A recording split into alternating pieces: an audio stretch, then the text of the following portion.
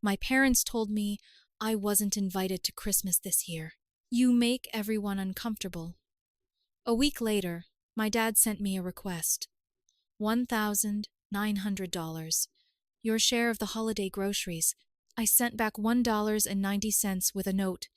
Didn't eat, don't pay.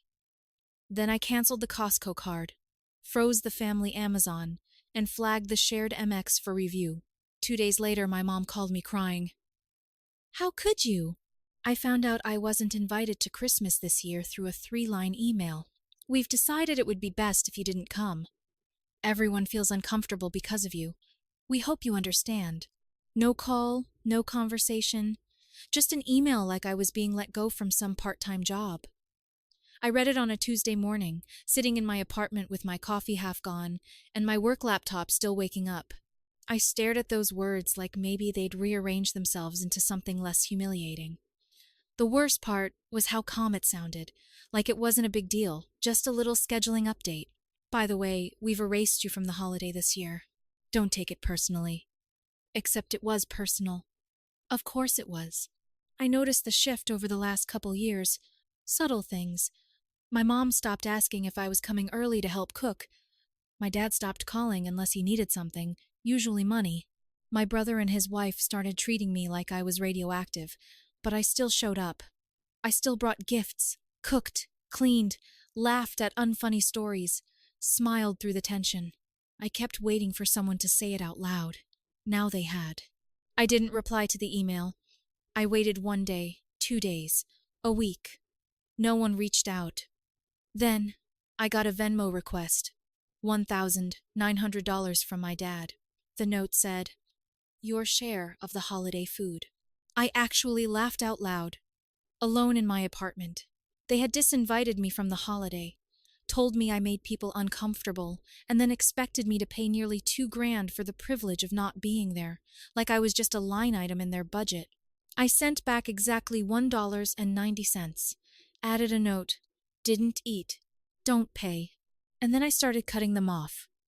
I canceled the Costco card. It was under my name, paid for my account. My mom had used it like it was hers.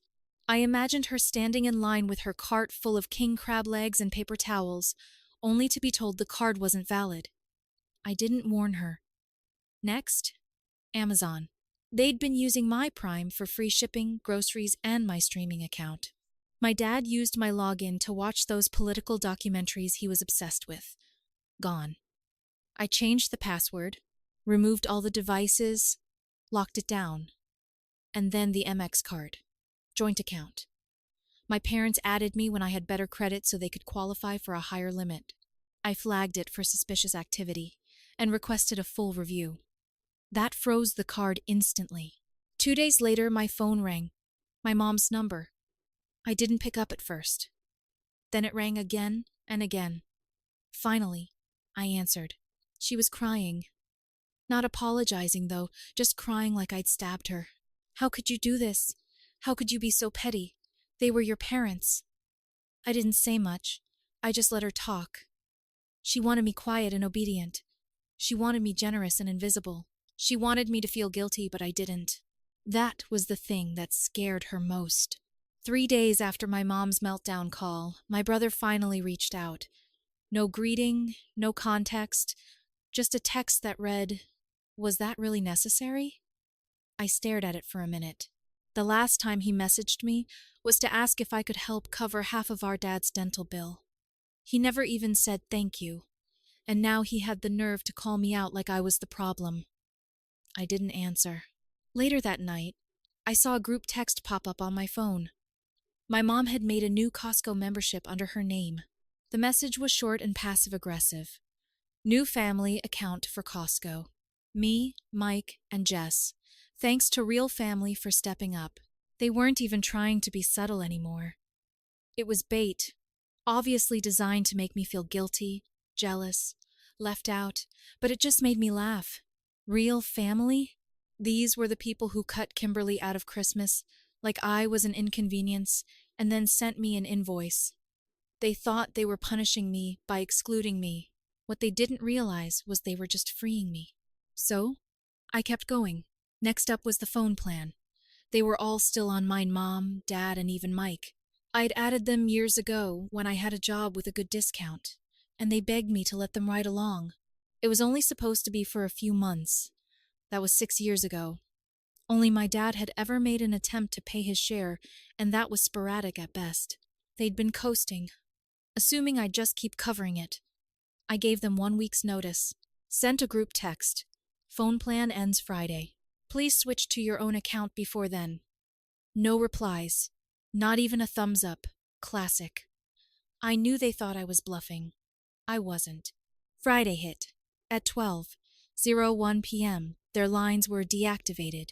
I got the confirmation email from the provider. 3 numbers removed. It took only 2 hours for the fallout to start. First was my dad calling from a random landline number. I didn't answer. Then came the voicemails. Panicked, angry, then shifting into guilt trips. He said he was trying to refill a prescription and couldn't access his account, that it was dangerous to shut off someone's phone, that I was being irrational and cruel. I still didn't answer. Later that night, I got a message from my cousin Laura on Facebook. We hadn't talked in over a year, not since she bailed on paying me back for concert tickets. Hey, your mom called me from a landline today. She said you've been going through something and that you're lashing out at the family. Is everything okay? There it was, the new story. I wasn't reacting to years of disrespect. I was having a breakdown. I was unstable, unwell. It was already starting to spread. I replied simply, "Everything's fine." That was all I said. I knew how this worked. They twist the story until I was the villain in my own family, the one who just snapped. They wouldn't mention the money, the favors, the things I did quietly in the background to keep everything running. But I wasn't worried, because what they didn't know was that I kept everything, every invoice I paid for them, every text asking for help, every Venmo screenshot, every Amazon charge they made through my account, even the email where my dad begged me to co-sign on a loan he defaulted on. I wasn't planning on going public with it yet, but I was getting everything ready. By mid-December, the silence from my family had turned tactical. No texts, no calls, no holiday guilt trips, just this strange, calculated quiet. I could feel them regrouping behind the scenes, probably swapping stories to make sure they were all aligned. My guess was that I was already the unstable one in whatever version of events they were passing around. Then the American Express alert came through. It was a fraud notification. Someone had tried to make a $2,100 purchase at a home appliance store. The shipping address was my parents' house. The email linked to the order was my dad's. The card? Still the same joint account we shared, the one I'd already frozen. They were still trying to use it. After everything, they actually thought they could just keep swiping like nothing had happened. I didn't call them.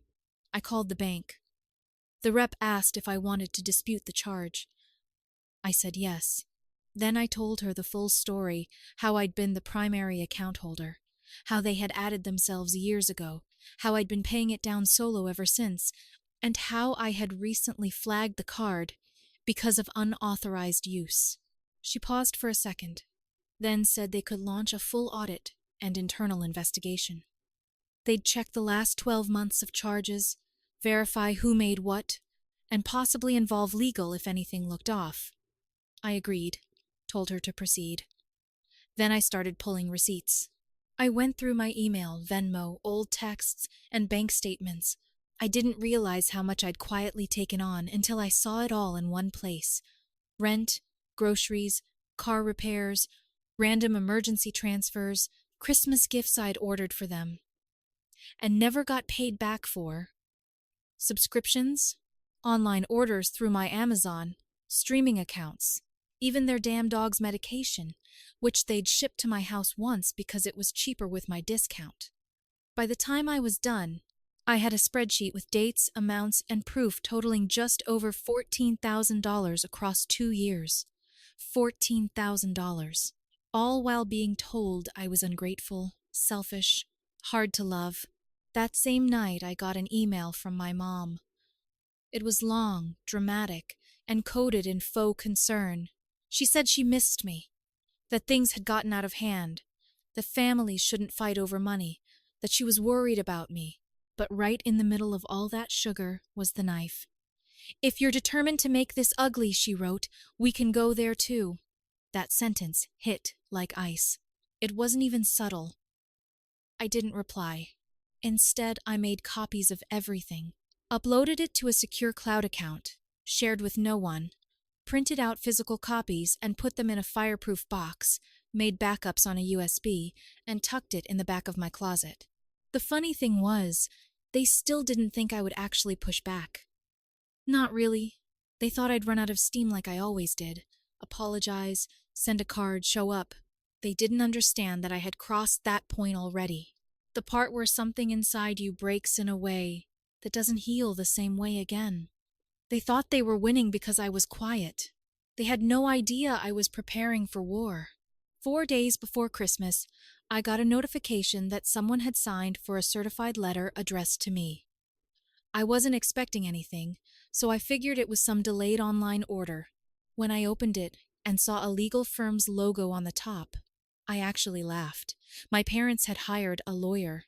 Inside was a cease and desist, pages accusing me of interfering in financial matters, spreading damaging and false information, and engaging in a targeted campaign to harm their reputation. There was even a section that warned me against making defamatory claims to third parties. It sounded like something they'd copied from a website and sent to the cheapest lawyer they could find. But the message was clear. They were trying to shut me up. What struck me most wasn't the legal threat itself, but the desperation behind it. They were scrambling, panicking, trying to spin this whole thing into some fantasy where they were the victims and I was the bitter, mentally unstable child lashing out for no reason. I didn't respond to the lawyer. Instead, I forwarded the letter to MX. Because 2 days earlier, I'd gotten a call from their fraud department. The preliminary audit was done. Multiple large purchases, electronics, hotel stays, flights, a $700 pair of noise-canceling headphones had all been charged to the joint card. Not one of them was authorized by me. None of them even matched my spending habits. They asked if I wanted to escalate. I said yes. While they moved the case up the chain, I started closing every loophole I could think of. I pulled up the family calendar we all used, shared birthdays, reminders for anniversaries, recurring holidays, and deleted it, took them off my Spotify family plan. Locked them out of every shared streaming service, Netflix, HBO Max, Hulu, changed passwords, logged out devices. It was brutal, immediate. They were probably watching some movie when their screens went black. Later that day, I got an email from Amazon. Someone had tried to access my account from an unfamiliar device. They had attempted a password reset and even tried changing the backup email. Security stopped it in time, but they sent me the IP address. It was my parents' house. They were still trying to get back in, not because they missed me, but because they missed the access. Then my brother texted me. First message since his one-liner about whether my actions were necessary. This time he was angry. "Congratulations, you ruined Christmas. Mom's a wreck. Hope you're proud of yourself." No questions, no interest in my side, just blame like I'd set fire to the tree and taken a piss on the nativity set. They still couldn't see it. I'd been the one holding them up for years. Quietly, without making a scene, filling in the cracks they refused to admit existed. And the moment I stopped, they didn't say thank you for everything I'd done. They tried to discredit me. That night, I got a final email from my mom. No greeting, no guilt, just a single sentence. "You've made your choice." And she was right. I had. For the first time, it was me choosing. Not them telling me how things were going to be, not me caving to avoid drama, not me pretending everything was fine. It was a line in the sand. And I wasn't stepping back. 2 days after Christmas, I woke up to a text from a number I didn't recognize. "Hey, it's Randy from your dad's old office. Saw something weird today. Thought you should know." Attached was a screenshot of a Facebook post. My mom had gone public, fully public, with a sob story about how her youngest child had turned against the family, had struggled for years with anger issues, and was now spreading dangerous lies online. She didn't use my name, but it was unmistakably about me. She called me manipulative, said I'd isolated myself, said I'd attacked them financially out of spite. The post had already racked up dozens of likes and comments. Old neighbors, church friends, people I barely remembered, all chiming in with sympathetic nonsense. You're such a strong woman, some people can't be saved. God knows your truth. I didn't reply, didn't comment. I just screenshotted everything. Then I checked her profile. She tagged a few family members in the comments, including my cousin Laura and, surprise Jess, my brother's wife. I figured it wouldn't take long for the calls to start. But what happened next caught me completely off guard. At noon, I got an alert from Amex. The fraud team had concluded their investigation. They'd ruled several charges as unauthorized and were escalating to their legal department. They asked if I wanted to pursue further action. I told them to go ahead. Not even 2 hours later, I got a text from Jess. "Can we talk? Just you and me?" I hesitated. Jess had always been cold to me, borderline hostile. She was the one who pushed for smaller family holidays and made those subtle little comments about how I was too intense. If she was reaching out now, something was up. I told her I'd listen. She called almost immediately. Her voice was low, like she was hiding in another room. She said she'd been watching everything unfold, including my mom's Facebook posts, and she was done pretending. She'd figured out my mom had been borrowing money from her and Mike, my brother, for over a year. Hundreds of dollars here and there, always in cash, always with some guilt-heavy excuse, fixing the car, getting Dad a surprise birthday gift, helping a struggling neighbor. Jess never questioned it because it was framed as helping family, but it started adding up. A few weeks before Christmas, my mom had asked for a quick favor to use Jess's card just for one thing while they were out shopping. Said she forgot hers at home. She ended up buying a designer bag. When Jess questioned her, she claimed it was a mistake, swore she'd pay her back. She never did. And when Jess brought it up to Mike, he brushed it off, said it wasn't a big deal, said Mom would never lie. Then Christmas came, then the Facebook post, then the freezing of accounts. And suddenly Jess started to realize that maybe Kimberly wasn't the problem after all. "She turned it all around on you," Jess said. "She made you look like a monster so no one would question her." I didn't say much. I didn't have to. Jess already knew. "She's got Mike completely under her thumb," she said. "He doesn't see it, but I do now." A few hours after we hung up, I got a message from Laura, my cousin who'd seen the post. She asked if I was okay again, but this time she didn't sound like she was just parroting my mom. So I sent her everything. The receipts, the payments, the lawyer's letter, the fraud investigation results, all of it. 20 minutes later she replied, "I didn't know. I swear I didn't know. That's insane." The next morning, my mom's Facebook post was gone. By the afternoon, her entire profile was deleted. But that wasn't the end. That night, I got an email alert. Someone had tried to log into my cloud storage. Failed attempts from 2 IPs, one from my parents' town, one from an unknown location.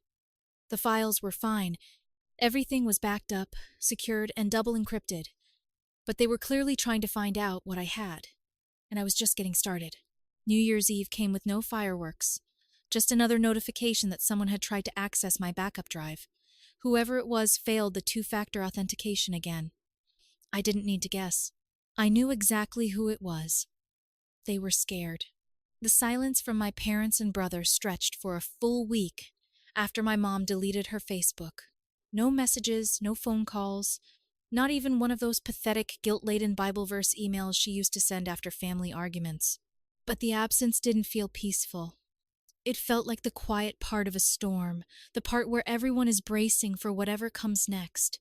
What came next was a call from an unknown number. I ignored it. Then a voicemail. It was my dad. His voice was calm. Weirdly calm. He said he wanted to resolve things privately, that all of this had gone too far, and that there was no need to involve lawyers. He said they were willing to have a conversation if I was done playing games. He still didn't get it. This wasn't a game. It was a final chapter. I let the voicemail sit for 2 days. Then I wrote a letter. Not an emotional one, not a rant, just a bullet-pointed list. All the money I'd spent, all the charges MX flagged as fraudulent, all the evidence of access abuse streaming, Prime, Costco, phone plans, copies of the Facebook posts and screenshots of my mom's manipulation. I attached it all and sent it to them via certified mail, one to their house, one to my brother. No message, no signature, just facts. A few days later, my brother texted me again. "You really want to burn it all down, don't you?" I didn't respond. That wasn't a question. It was an accusation, as if I'd walked away from something sacred instead of crawling out of a trap. But then the last unexpected piece fell into place. Jess texted again. She said she was leaving Mike, said she'd been thinking about it for a while but didn't realize how deep the dysfunction went until she watched how they turned on Kimberly. She'd quietly started looking at apartments, opened her own checking account, and told me without prompting that she was getting legal advice about how much of their finances were still tied to mine. "He's not just under her thumb," she said. "He's building a house under it." And then came the real surprise. She offered me something. Screenshots, voicemails, emails from my mom, from Mike, messages where they talked openly about how they'd get around my card freezes, how to pressure me back into silence, how to make it look like I'd gone rogue. "I thought you might want this," she said. She sent everything. I didn't tell her what I was going to do with it. I didn't have to. But when I opened that folder and saw my own mother's words, talking about how she just needed to make people doubt me enough, I knew it wasn't just about money anymore. It never really had been. It was about control, about keeping me in place. And now, finally, I wasn't. Update. I wasn't planning to post another update. I thought I was done. I thought cutting off the financial ties, exposing the lies, and mailing the receipts was the end of it. I was wrong. This past Sunday, around noon, there was a knock at my apartment door. No buzz, no warning. I live in a secured building, so whoever it was had to have followed someone in. I looked through the peephole, and there they were, my mom and dad standing in the hallway like it was the most normal thing in the world. No suitcases, just them. My mom had something in her hand that looked like a folder. I didn't open the door. They knocked again. Then my mom spoke up, just loud enough to hear through the door. She said they just wanted to talk, that they were ready to make peace, that they were willing to be the bigger people. I almost laughed. I told them through the door that they needed to leave. I said I wouldn't hesitate to call the police if they didn't. My dad said something under his breath. Then my mom knocked again, harder this time. She said, and I quote, "If you won't fix this, we'll fix it for you." That's when I started recording. They stood there another minute or two, then finally left, but not before slipping the folder under my door. Inside printed screenshots of my messages, out of context. One email I'd sent to my cousin explaining everything, cropped to make it look like I was threatening them.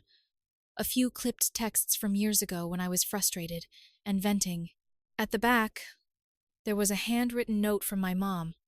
It said, "You don't want this to become public.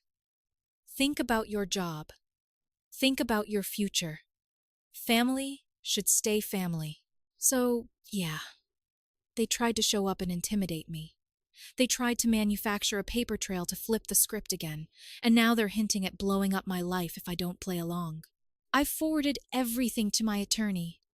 And for the record, I don't work somewhere where this would fly under the radar. They want to play that game, fine, I'll play it better. Also, shout out to Jess. She told me she'd testify if this went to court. Looks like the game isn't over after all.